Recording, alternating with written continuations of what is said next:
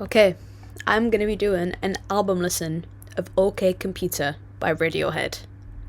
I've listened to Pablo Honey, and I've listened to the Bends, and I've really liked those albums, but I feel like their sound really changed with this album.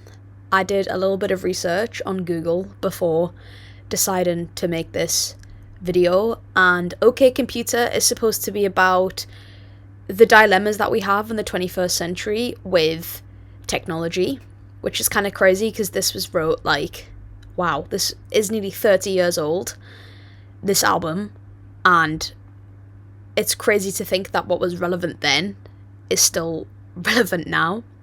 But without further ado, I've got the lyrics up.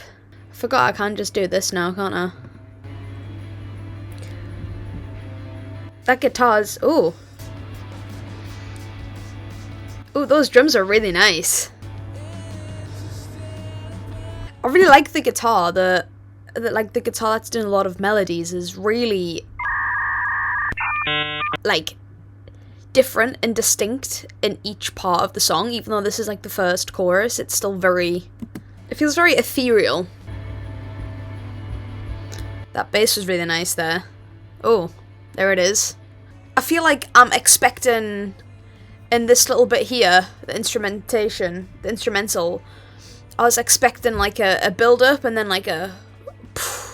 but it just went back to how it was, which is pretty cool. Yeah, in here it says that had been involved in a car accident, and that he mentions it here, which is what this is here. Oh, that's nice. I like how you've got a guitar in this ear. That's very much like the main guitar.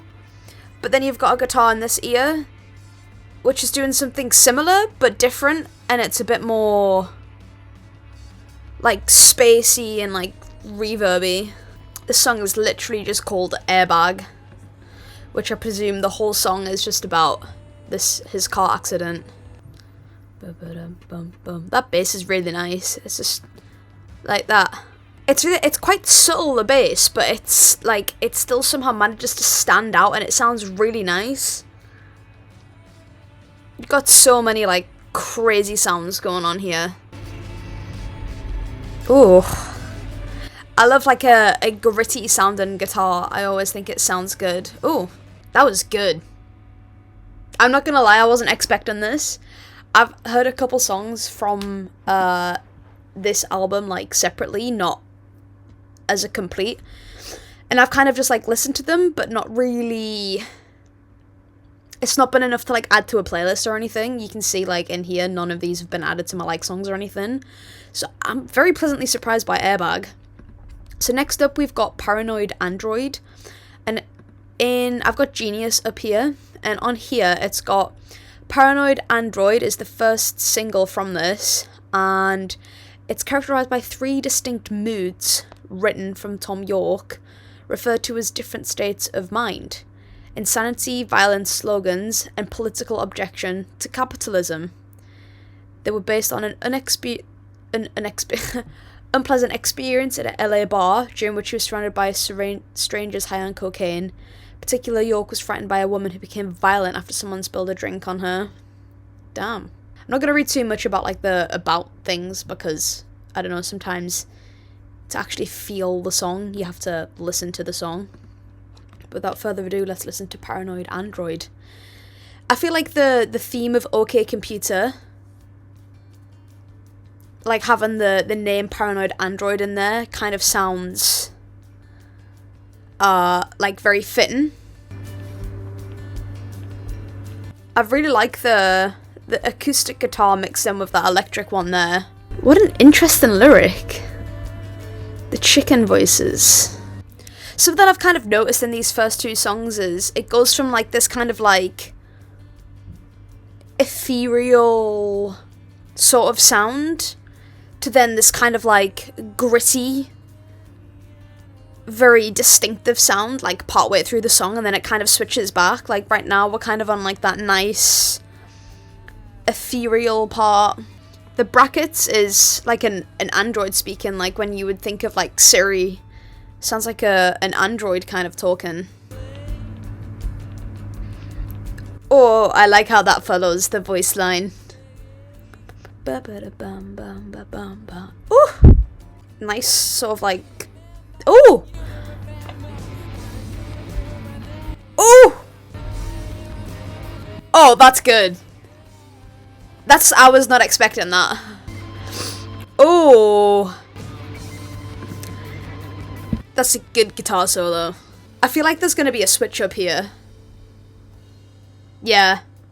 I love that. I really enjoy when songs do that, when they can kind of have like a mixture of feelings and like, I'm gonna use the word, but like a different vibe in the song, rather than just kind of having like the song be the same. That's very, very, I like that.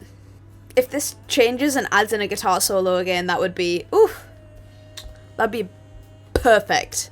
Oh, the emotion in the vocals is so raw. Oof. So I'm really just like listening to the power in his voice here. Wow. Oh. Oh. Okay, I wasn't expecting that, but that was good. I was like, it's the end of the song now. They're not gonna change it up now. I was wrong.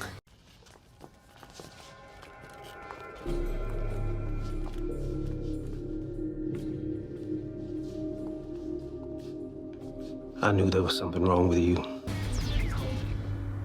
Woo! Well, that was Paranoid Android. Okay, I'm not sure what I was expecting, but again, that was not quite what I was expecting at all. It kind of goes from this, like I say, it goes from, like, this sort of spacey theme to then, like, this just heavy guitar-based stuff that they did in their first kind of 2 albums, which is really nice to see that they've kind of experimented, done something different, but then kind of stuck to their roots.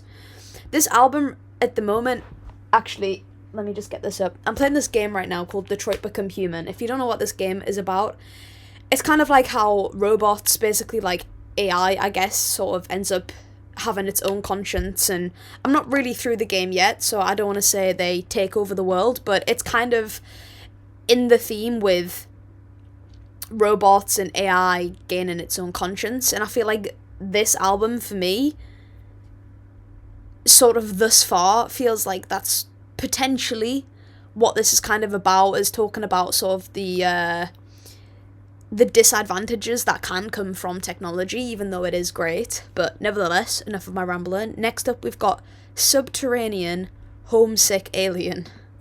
I like that name. Okay, so this is supposed to be about Tom speaks of being isolated or different from the rest of his brethren. He wishes an alien colony can take him away just so he could be a silent observer instead of an active participant in this unfair game we call life. The song title is a take of Bob Dylan's Subterranean Homesick Blues, but the similarities of the song end there. That's very fascinating, and I kind of weirdly get what he means. But without further ado, let's click play. Oh, the guitar. I love the guitar, I mean, I do love the guitar in this, but the drums in these songs are so just like, it's got such a good groove to it. I just love, like, lyrics of, like, what makes people think about these lyrics. Yeah, this is what I was thinking of, was that Superstition where they're cracking the pavement. Again, the guitar not failing to impress me. This feels like an alien abduction. Oh. Oh. Right, but I don't know what's gonna happen, but I really relate to a lot of this stuff here. Like, I feel like I'm a very deep thinker, and I kind of keep a lot of that to myself because I feel like, you know, if you let it out a little bit too much, your friends will think that you've kind of gone crazy. My friends will think that I've finally gone crazy. So, yeah, I really resonate with this. I'm a very, like, philosophy kind of person, and, you know, I'm into, like, the whole what's the meaning of life and things like this. So, yeah. Okay, I'm ready for whatever they throw at me. Oh, okay. Okay, I thought that was gonna change. My bad. I set my expectations too high. Forgot to say, as I'm filming this, it's actually the 22nd of December, so that's what the Christmas hat's for. I think stuff I love about songs like this is it goes to shows, like, you don't need to have loads and loads and loads of lyrics to have an amazing song.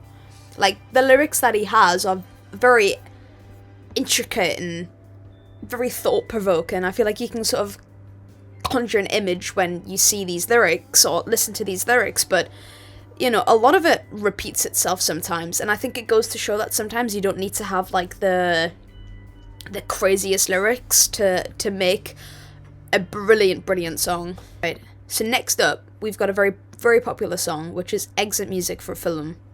I have listened to the song before, but it's kind of one of those things where I'm just listening. I'm not really paying that much attention. So if we go to Genius here, they were approached... Oh, this is in Romeo and Juliet. I actually knew... I never knew that. So the band was shown the final 30 minutes of the movie and were instantly driven to inspiration. We saw the scene where Claire Danes holds the gun against her head. We started working on the song immediately. The end result was this song, a chilling and gentle song that bursts into a haunting crescendo of emotion. Because of its inclusion on OK Computer, it was withheld from the film's soundtrack and instead a remix of... Aw, are you kidding me? Appropriately, the song plays during the film's closing credits. Oh, okay, so they... Okay. They still got the place in the movie, I think. I love when, like, not something necessarily real that's happened to you, but a movie or a TV show or a book sort of sparks emotion inside of yourself. I love when you watch consume a piece of media that is so powerful to you that it evokes such emotion for you to write a song or live your life differently or write something or just do something that is not something that you would usually do. Like, I have watched movies before and I've wrote a song from it because I felt so inspired, and I love that feeling. I guess Before Your Father Hears Us sounds Romeo and Juliet-esque. His vocals are so powerful. They're so beautiful. Sorry, sometimes I just like to look at the meaning behind the lyrics. That stuff in the background, like that background stuff, is really...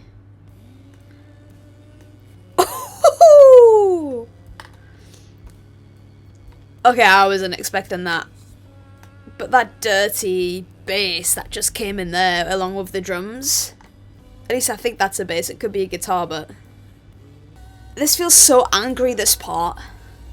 I love how they just have like a part of the song that brings so much power and they can just like pull it back as easily as they brought it. Like, it's so good.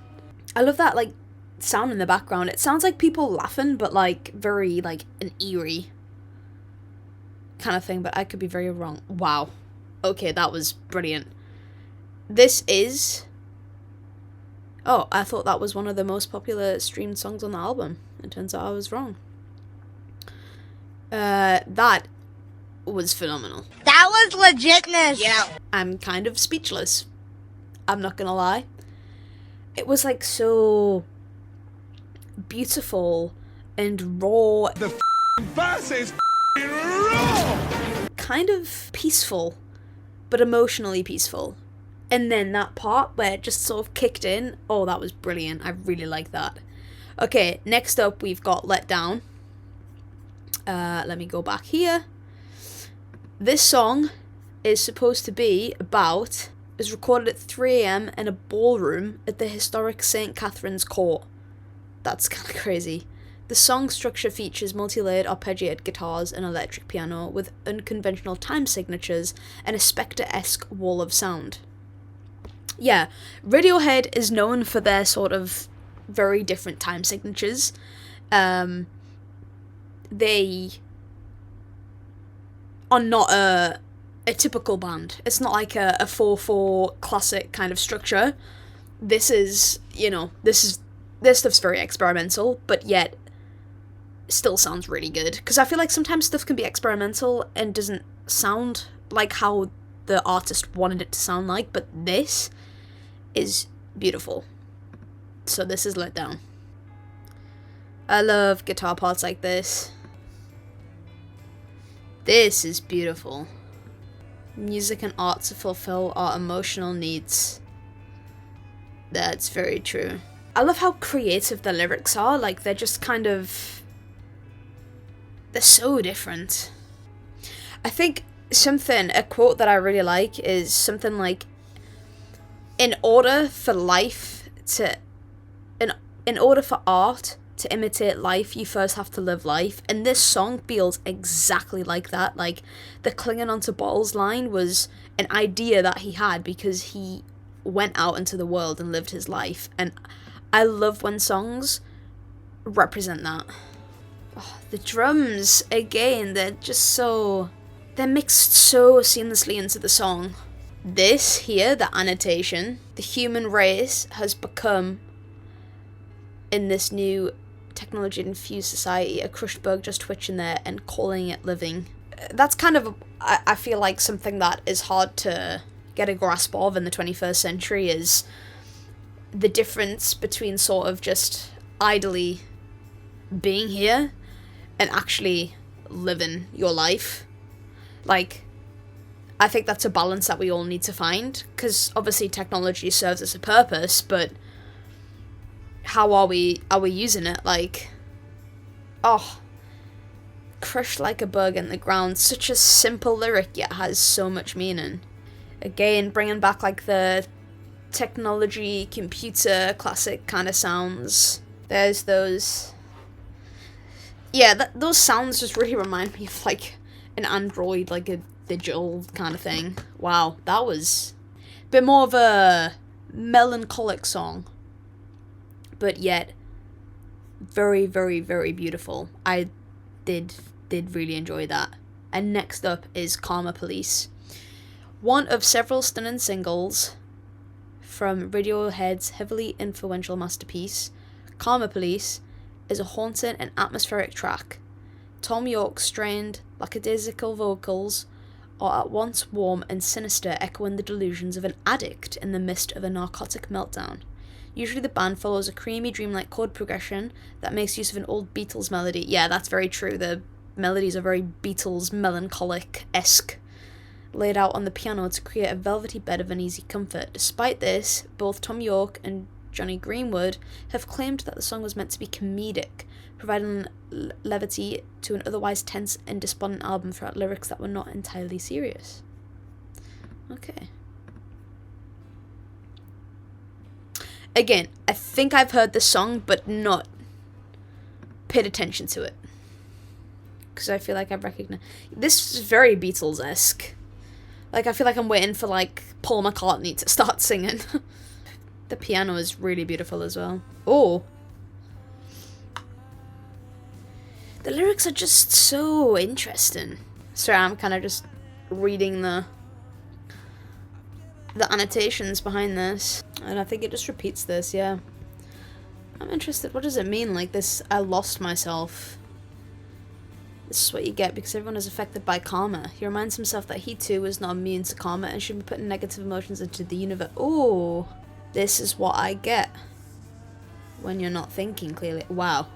You're not thinking clearly. It's very easy to sort of lose yourself when the world around you is you know, the world around you can consume you, and I think it's easy to lose yourself out there. Wow. It's very Beatles-esque, yet not at the same time. Like, you can tell that they were inspired by the Beatles, but they didn't just copy the Beatles, which is beautiful. And that sound in the background, yeah, there we are, it's coming out now. That's so raw and gritty. And it ends the song. That's kind of cool. Wow, that's... Oh, never mind. There's some piano here. Or was there? No. Okay, whoa. Whoa. Whoa. Okay. The next song that we have is Fitter, Happier. Now, from the title, I'm gonna have my own opinions on this. I think we're often told certain things in life will make us happy. If we get a job, a car, we have a six-pack, a wife or husband who loves us, we will be happier. I think that this song is gonna encapsulate this idea of technology kind of throwing all of the good things into our face and kind of making us think that in order for us to be happy, we should have these things that we see. And I think this song is going to feel very personal to me. Back when I was 15, I had anorexia.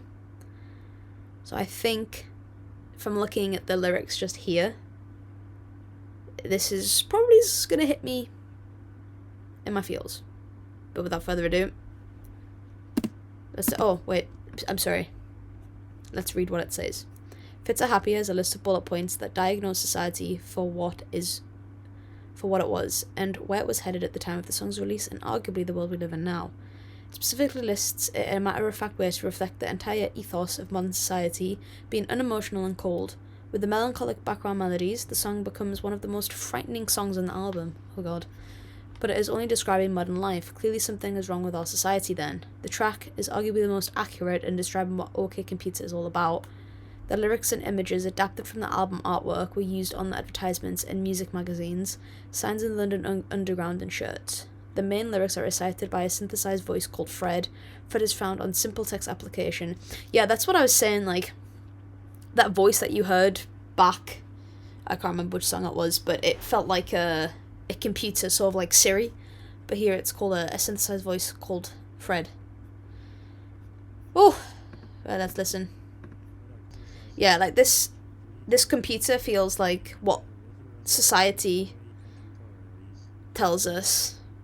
It's like sort of all the things that we hear and know are good for us, but yet it feels like a robot is speaking them to us. Like, this is how I felt with my anorexia. It kind of felt like, yes, don't get me wrong, I do love to go to the gym now, but I have a complete different mindset with the gym, which is what makes it different. The way that I heard exercise and food being preached to me when I wasn't doing so good was in this very robotic way. It felt like there was no emotion behind what was being said. Wow, okay, this is... yeah. It felt like there was no emotion behind what was being said, and I felt like I was being told and forced to do stuff just because someone was telling me, if that makes sense. Oh, wow, okay. It's like we're told just so much stuff, like told to be this, to be that. It's just like a script sort of read. Wow, okay. So that was like it felt more like a poem to me than a song, in a sense. But I liked it because I feel the emotion and the message behind that. But I said what I wanted to say. So next up, we go on to Electioneering.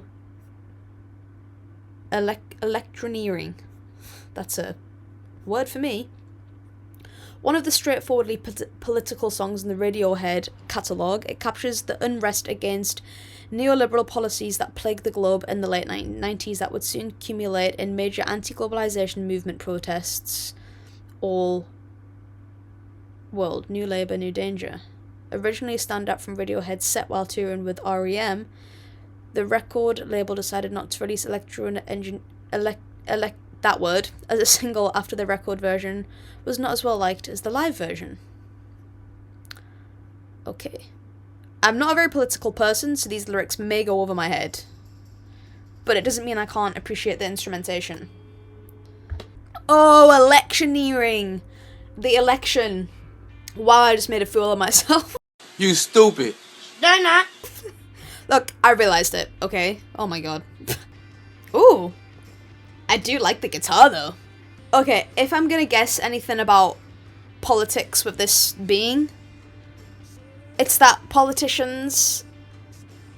This is how I'm reading it, is that politicians will say anything for you to vote for them. That's what this specifically feels like to me. This is good. It's really rock. His voice is just so, like, it's so gritty, but it's so good. He has, like, a very distinct voice. I really like that guitar. I love how the guitar really changes in this. Like, it goes from, like, dum dum dum dum dum dum dum dum dum dum dum dum dum dum, and then changes here. Whew. I hope that this whole last section, like, this whole last minute of the song is just, like, a guitar solo. Oh. Oh. Okay, that's not what I was I was expecting it to sort of like carry just through to like a guitar solo rather than slow down like that, but that was good. I love when the drums and the guitar like follow each other.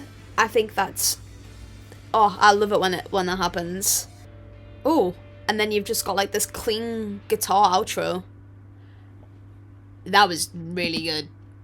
I'm not gonna lie, that might be one of my favorites. I'm not gonna lie. That was really good. I mean, to be fair, all of the songs on here thus far, I have actually really liked. But that might be up there. I'm not gonna lie to you. But next we have Climbing Up the Walls. This song is about... It's sung from the perspective of paranoid fear itself. Climbing up the walls takes the English idiomatic expression for utter unpleasant feelings, such as worrying and doubt, given the expression of voice. Ooh. Climbing Up the Walls is one of the first tracks by the band to be described as scary, relying heavily on strings but not in a conventional way, as the string section, composed by Johnny Greenwood alone, features 16 different violins playing a quarter tones apart from one another. Wow. Tom accompanies the chilling melodies with equal haunting lyrics about the relentless internal demons people face. It's the 16th track in this playlist and serves to... Okay, that's not really relevant, I don't think. Okay. I'm very interested in this. Because, like I said, as someone who has suffered with mental health and, you know, is suffering with mental health, I have OCD. I'm very interested to see how they have encapsulated the thoughts that go on in your head into a song. The song was described as scary. It feels like very spacey. There's no like bass to that. Okay. Again, this is how I interpret the song. But this, you'll only see my reflection if you get too far inside. It makes me think like when you get so far inside of your brain, you see that these thoughts are coming from you. And that's where you'll see my reflection. I feel like that's what that means to me. That's deep. Ooh. You're stuck with me. Wow. Okay, sorry, I'm gonna pause this more. These three lyrics here. That's deep. You know we're friends till we die. And either way you turn, I'll be there. Open up your skull, I'll be there. Wow. That's like... We're friends till we die. You're stuck with me forever. You're stuck with me forever because I am you. And either way you turn, I'll be there. Wow. Damn. I love how experimental this is. I'll be there. Because I am you. That's so gritty. See, like, look how seamlessly they go from, like, that one part of the song to another.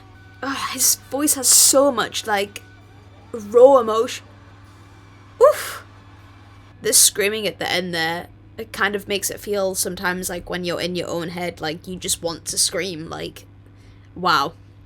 I love how the ending of the song sometimes can change. Like, that feels totally different to the song. For me, Climbing Up the Walls represents, like, I don't know if other people, like, use this phrase, but when you feel like you've sort of been inside for too long, you say, like, oh, I'm climbing up the walls, as in, like, you sort of feel like you need to get out of the house. I don't know if anyone else uses that phrase, but in my, like, family we do. You'd be like, oh, I'm climbing up the walls, like, I need to get out. And saying those words makes me think that, like, you're climbing the walls in your own head and you want to get out, but you can't get out because it's your head. Wow. That's a powerful song. And now we're moving on to the most popular song of the album. Literally listening to, like, that first note of the song. I have heard this before.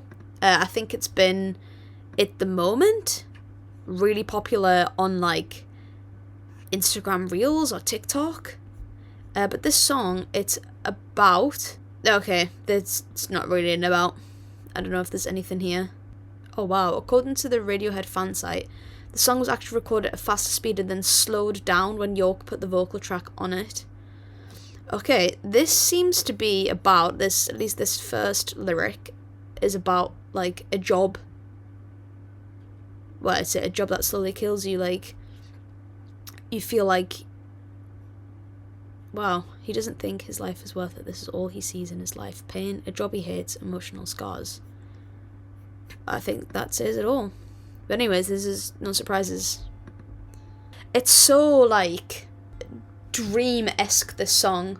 Like I feel like his voice is going to come in along with the lyrics that's like totally polarized into this melody that you're listening to right now. Like it feels kind of like a happy song, but the vocals and the lyrics kind of don't fit the vibe of the song. But I do feel like I'm sure there's like a turning point in this song.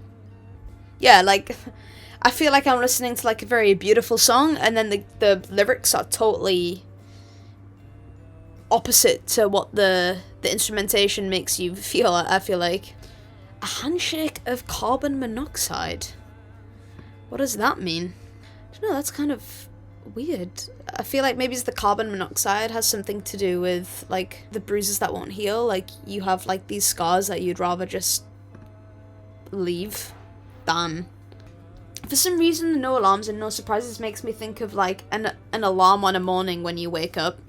I could be completely off track, but it's sort of like asking, can I please just like live a life without having to wake up at a certain time and just live life for myself. Yeah, I don't know, to me this song kind of feels like, sorry, I'm gonna pause it here. This song for me, especially in this last little bit, such a pretty house and such a pretty garden, and then linking that to like the first part of the song makes me think of like you're doing this job that you hate just so you can have like a house that looks nice and a garden that looks nice, but deep down inside you'd rather have like a quiet life where you don't have to do all of these things because you think other people will be impressed. That's how I'm perceiving this. Yeah, this song is very popular, but I've never really listened or looked at the lyrics before. Okay, I did enjoy that. That was beautiful. It's very dreamy song, yet I feel like the lyrics kind of polarized the instrumentation, like I said. Without further ado, this is the second last song, called Lucky. It says here, oh, the penultimate track was written around the time of 1990s Bosnian conflict and recorded to be featured on relief record The Help album. The song was originally more politically explicit, but the finished product, which describes a plane crash, heavily reflects Tom York's fear of long-distance travel, the subject of other Radiohead members such as Airbag. Okay, so it was more political. Yeah, this has like a lot of different themes in this album. His fear of long-distance travel. I'm interested in this because I travel a lot, so I want to see. I'm on a roll already. Feels like it's linked with luck, to do with like a dice, I guess. I never know what to expect like from the instrumentation in this, because each song is so different. I think I don't know how to explain this, but no matter which song he's on, his vocals sound so good against the guitar. Like it's not like it's his vocals and the guitar, it's like the vocals and the guitar are one. I don't know why, but I'm like expecting like a heavy guitar solo in this for some reason. The drums and that guitar. That is beautiful. What's this? Oh, an extended metaphor about love. The superhero, he needs someone special to rescue him, aka he needs love to rescue him. Damn, that's deep. I love that in the background, like the I don't know what it is, I don't know what instrument it is, but it sounds really nice. I love the drums. Really, really love the drums. Or an instrument. An instrumentation. Instrumental, oh my. that you had you could do so you. I got to the word eventually, an instrumental part. Damn. I really like this lyric here. It's gonna be a glorious day, I feel my luck could change, pull me out of the air crash, pull me out of the lake. And I like this here. As soon as there's any form of optimism, it instantly goes back to like low self-esteem and like pessimism. Damn. That's interesting. I feel like a lot of the, like, I'm really enjoying the instrumentation on these, but like I feel like the lyrics are so like introspective that it would probably take me like a while to fully understand what they're writing about. Whoa, this is the last song. Hold up. This is the last song. It's called The Tourist. It's the final track on the album, and it punctures the album with soaring guitar solos and ethereal vocals. Already like the sound of it. The track is about enjoying life. When a tourist visits a place, he usually feels like he has a lot to do and take in, making him move at a fast pace, hence Tom telling him to slow down. This was written by Johnny Greenwood in response to seeing a group of tourists dash through a town in France. It was intended to be a song about the speed you live with your life. York later added lyrics that he'd written on holiday in Prague.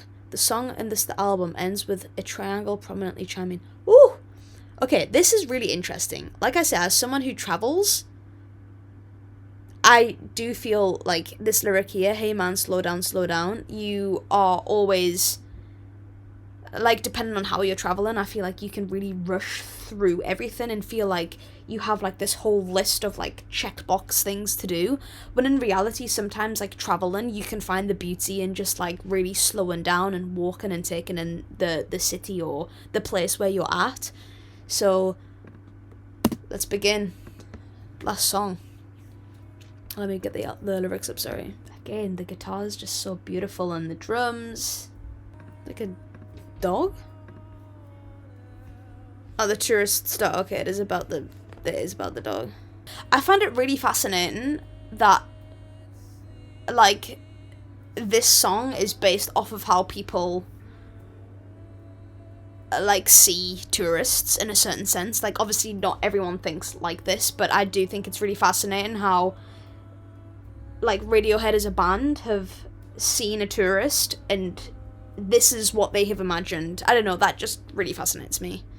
I feel like the drums are sort of like at one speed and the guitar's at like another kind of speed, but what's happening works really well. Oh, we've got another guitar coming in here. A bit more heavy. They ask me where the hell I'm going at 1,000 feet per second. That is sometimes what it feels like when you're traveling. It feels like you're going so fast and you've got to get everywhere. That's where the hell I'm going. This song really intrigues me. It's like I'm waiting for something. He has such a good vocal range. He goes like to this like falsetto and then like this full belting voice. But then he has like a very soft voice as well.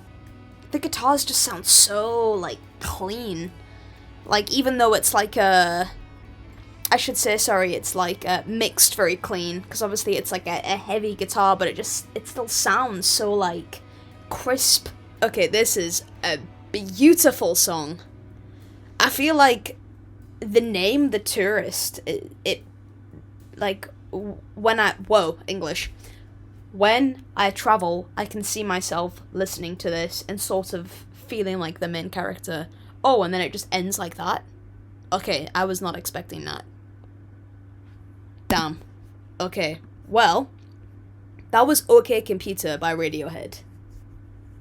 I'm astounded. I didn't know what to expect. I think I have tried listening to this album before, and I just feel like, I don't know, I don't feel like I could get into it, but after giving it like a full rundown listen from start to finish and sort of really taking in the essence of the album and what each song is supposed to sort of be about, I feel like it's made me appreciate it and actually listen to it. That is a really, really, really good album.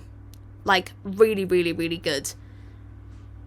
Like, that's a phenomenal album. And I really love the theme that is sort of going on across the album. It's sort of just like an album about, like, life, I guess. And it doesn't feel like it's thought of too much, if that makes sense. Like, the lyrics are deep, but I feel like they're also, like, they're meant to be not thought about too much. And OK Computer kind of speaks for itself with the themes of society and the pressures that we feel and stuff like that. This is an amazing album. I feel like if I do album reviews, I've got to give it, like, a rating. But I also do feel like that is slightly unfair, because I tend to be a person who listens to songs or albums, and the first time round, I can be like, nah, that wasn't that good. But then after a couple of listens, it can be a 10 out of 10. But thus far, on a first proper sort of rundown listen, I'm not gonna lie, that's a solid 8 or 9. Like, that was really, really, really good. And it was not what I was expecting at all. Like I say, really looking into that makes me feel like I have appreciated the album more by looking at the lyrics and stuff. That was phenomenal. Anyways, if you stuck around to the end of this, I want you to comment. What can you comment? I need to comment Santa Claus. I don't know when this video will be uploaded, but I hope that you have a wonderful Christmas, or had a wonderful Christmas, depending on when this gets uploaded. That was OK Computer by Radiohead.